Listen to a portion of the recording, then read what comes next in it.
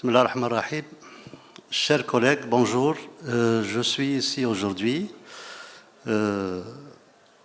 pour participer à votre journée, une journée qui a été, comme à la tradition, toujours bien organisée et bénéfique parce que les recommandations ont toujours été à la hauteur.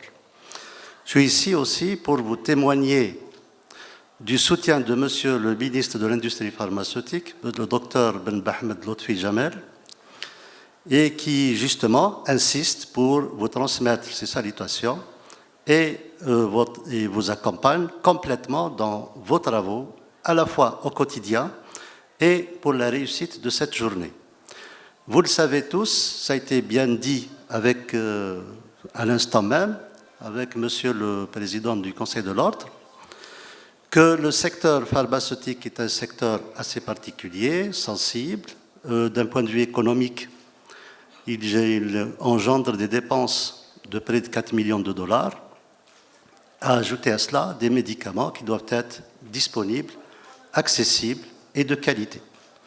Pour cela, donc, le ministère de l'Industrie pharmaceutique a été récemment créé, justement, pour y aller vers une deuxième vision, qui est une vision pharmaco-économique. Effectivement, la dépense, elle est là, il faut la transformer plutôt en une procédure qui va générer des économies. C'est pour cela que dans le lancement de cette procédure, il fallait justement y aller vers la promotion de plus en plus de la fabrication locale et y aller aussi vers des médicaments qui pourront générer des économies tout en étant efficace et sûr.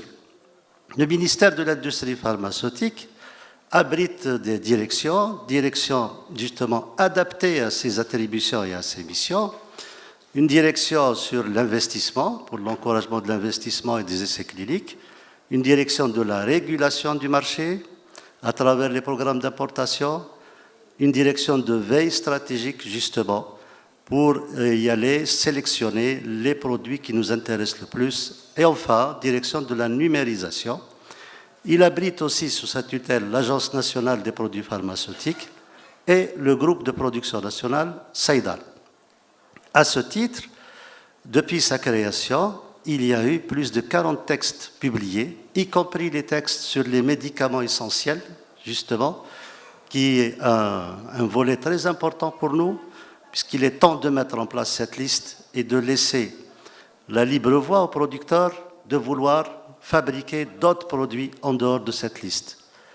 Deuxième point, et ce qui concerne le pharmacie d'officine, le beaucoup plus, ça a été dit aussi, c'est le texte sur les psychotropes, qui a suscité beaucoup d'écrits bien avant, et justement, c'est pour conforter le pharmacien dans son exercice.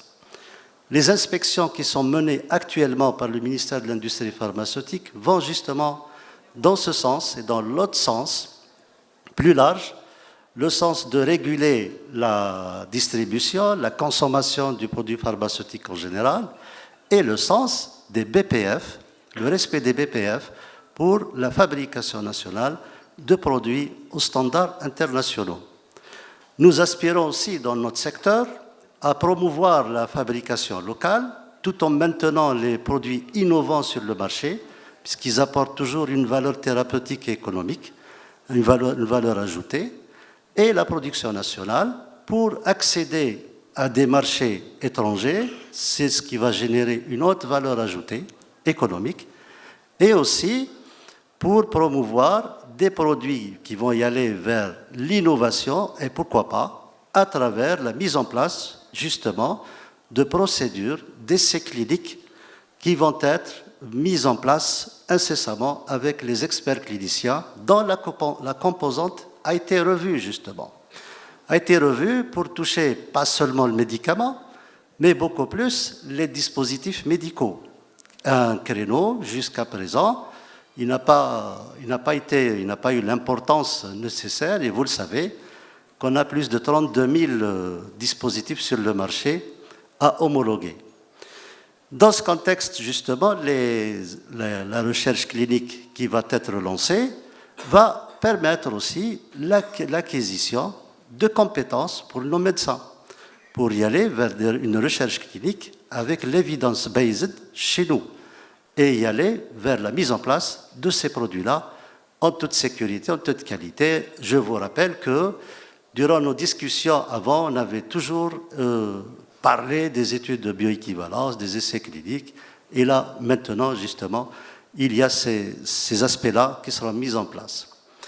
Durant la gestion de la Covid, notre secteur, justement, a accompagné nos confrères, il a accompagné les fabricants dans la production, la disponibilité de tout ce qui était nécessaire.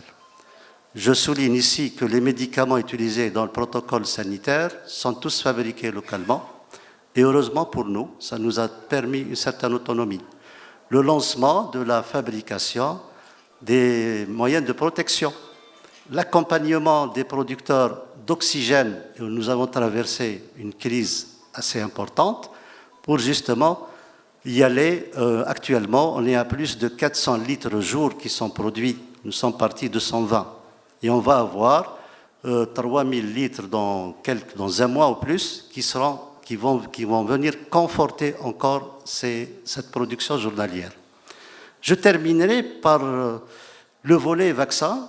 Ce volet qui a démarré il y a de cela une année dans des conditions très urgentes. Nous avons mis sur le marché, sur autorisation temporaire d'utilisation de plusieurs vaccins. C'était pour justement répondre aux besoins nationaux quant à la vaccination.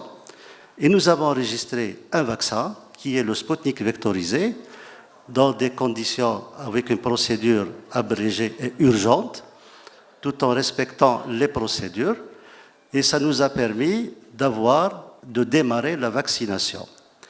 Depuis le mois de mars, il y a eu donc l'instruction de Monsieur le Président de la République pour la fabrication du vaccin. Le groupe Saïdal a été sélectionné et comme vous l'avez suivi, les lots de vaccins ont été produits la fin septembre. Ils seront commercialisés bientôt. Le pharmacien a acquis justement il a fait un pas de géant. Actuellement, nous arrivons à vacciner en officine, chose qui a été déjà discutée depuis des années.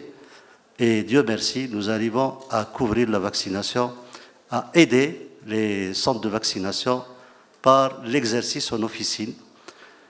Et l'information, je la confirme, je pense que vous l'avez eue. En matière de formation, actuellement, nous disposons désormais d'une faculté de pharmacie et nous aspirons à adapter toute la formation et couvrir ce volet de l'industrie pharma qui a fait défaut à ce jour.